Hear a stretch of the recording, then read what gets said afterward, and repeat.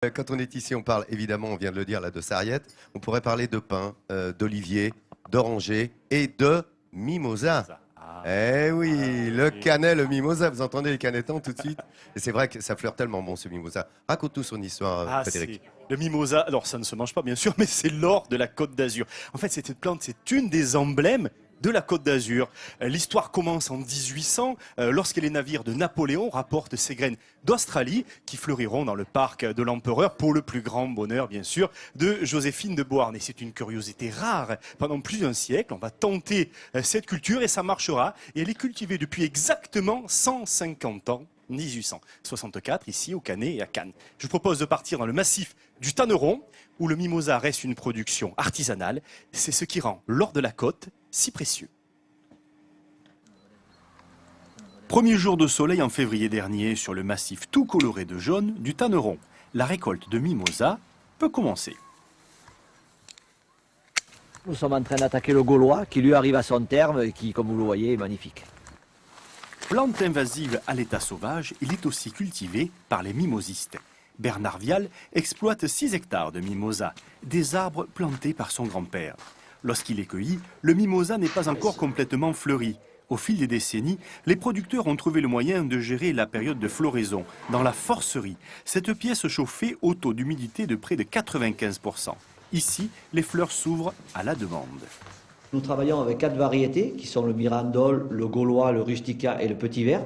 Ça nous permet de ne pas avoir de creux entre chaque variété. Nous pouvons entamer une saison et aller jusqu'au bout sans coupure avec la floraison du mimosa. Depuis 150 ans, la fleur est aussi utilisée par l'industrie du parfum à Grasse. La parfumerie fine utilise exclusivement du mimosa sauvage récolté en pleine forêt.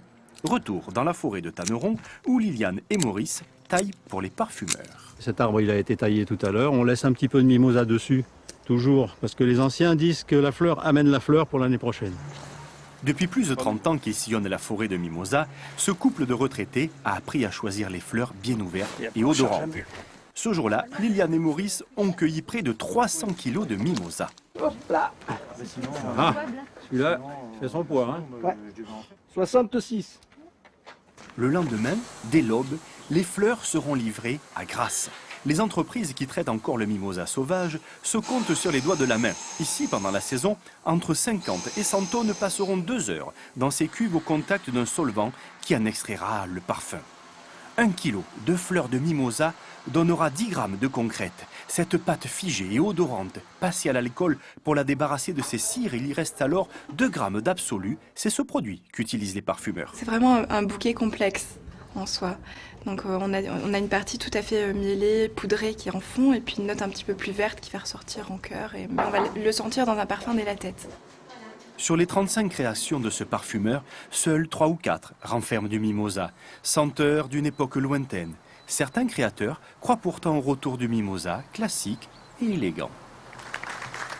Alors il existe 1200 espèces de mimosa dans le monde, 400 se sont épanouies sur la Côte d'Azur et 6 à peu près sont travaillées par les pépiniéristes. Alors il faut savoir, vous le savez, que le mimosa c'est une odeur extrêmement prenante, voire même un peu étourdissante. Même quand on passe le long de la route ou de l'autoroute, on sent cette odeur. Voilà, et c'est une croissance ultra rapide, tellement rapide que la plante est en train un petit peu de s'étendre au détriment des chênes de liège, des pins et des arbousiers dans cette région qui va de l'Estérel jusqu'à la Ligurie, jusqu'aux portes de l'Italie, mon cher Laurent. Merci beaucoup pour ces précisions. Monsieur Fred Soulier, qui est avec nous, qui a passé la semaine, dès qu'on est en Provence-Alpes Côte d'Azur, c'est l'ami de Midi en France, c'est votre ami à vous aussi. Alors quand on est